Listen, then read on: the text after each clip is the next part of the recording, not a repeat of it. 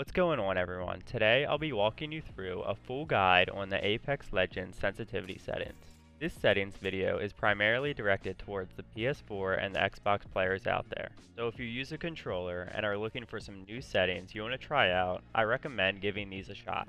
Now with all that being said, let's get into the settings. The first thing I'll be going over is the controller button preset I use. I use the button puncher preset. It basically just switches the melee and the crouch button. I find this much better than the default layout since you don't have to take your thumb off the stick when you're in a gunfight. Button puncher is also very good for the people that don't have paddles on the back or an elite controller. It allows them to crouch or slide in a gunfight without moving their finger off the right stick. In a game like this where crouching or strafing is super important, you want to have your crouch button in the best spot possible, so I highly recommend using this setting. Another controller preset a lot of players use is the Evolve button layout. It basically does the same thing as the button puncher, except it switches up the jump button and the tactical ability button. So LB is jump and tactical ability is A. Personally for me, I tried this one out, but I couldn't really get the muscle memory to stick in my head, so I just went with button puncher. But if you want to try out Evolve, that is definitely another viable option if you want to jump around and be a harder target to hit in gunfights. Now that we got the button layout out of the way, let's go over to gameplay and talk about interact prompt style. As of right now, I'm using compact, but when I first started playing, I used default to learn what's going on a bit faster. Now on to crosshair damage feedback, I have the hit marker on with the shield icon. I turn on the shield icon since you can see the color of the shield when you hit the other player. This is an easy way you can figure out how much health an enemy has and give a nice call out to your teammates. The next important thing I'd like to go over is the damage numbers. For me, I use stacking. You can see this on the screen right now. Another option a lot of players also use is floating. You can now see these two side by side, and really it's just a matter of preference, as long as you're calling out the right amount of damage to your teammates when you get hit markers. Up next, under the controller options, is interact/reload button. Personally, I use the third option, tap to use and reload.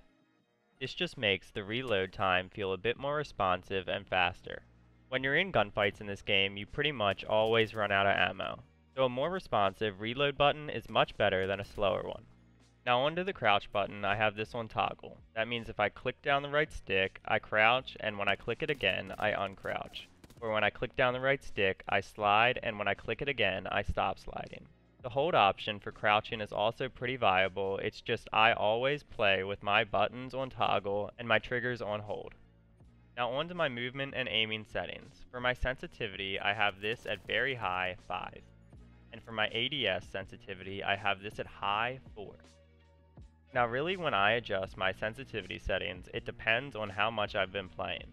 So if I've been playing a ton over the past week, usually my sensitivity settings will go up. If I haven't been playing much or I'm coming from another game, then I'll tend to lower these settings so I can get used to it again. Now looking at the response curve, I use classic.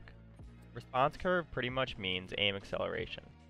So when you're looking around in game or you want to turn around really quickly, it will pretty much accelerate the way you're looking. Before Apex Legends, I was really used to the PUBG aim acceleration. This aim acceleration is pretty close to classic, so that's why I keep it there. If you come from another game that's really not classic respawn feel, I recommend looking into this setting a bit more so you can tweak it to your liking. Now onto Deadzone, I keep this at none. This is only because I have no stick drift. If you have stick drift or your player is looking around or moving without you touching the sticks, then I recommend turning this setting up. Onto movement Deadzone, I keep this at small due to the reasons I just said. Right below that, for inverted look, I have this off. If you use inverted, I have a lot of respect for you because that's insane. Vibration I also have turned off. Now finally, the last thing I'll be going over is the field of view.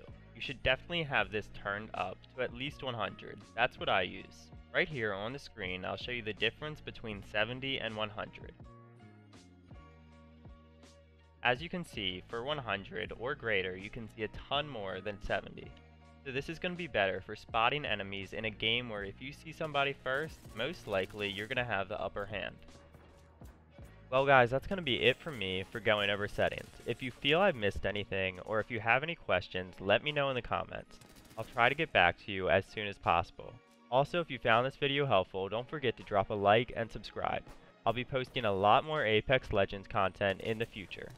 I hope you guys enjoyed my quick walkthrough of the Apex Legends settings guide. As always, thanks for watching, and I'll catch you in the next one. Peace.